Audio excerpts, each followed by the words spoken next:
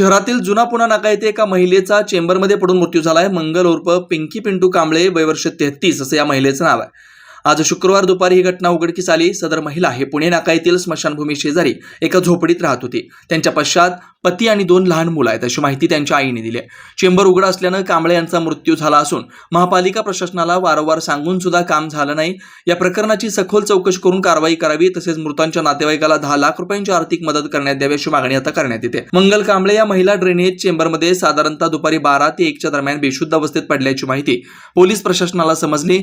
तातडीने पोलिसांनी घटनास्थळी धाव घेऊन पुढील तपासणीसाठी सिव्हिल हॉस्पिटलमध्ये पाठवण्यात आल्याची माहिती फौजदार चौडी पोलीस स्टेशनच्या वतीने देण्यात आली आहे। Shri Markandey butterfly garden Montessori English medium school, play group ते 4थी पर्यंत सीबीएसई पॅटर्नच्या शिक्षणासाठी आजच प्रवेश घ्या।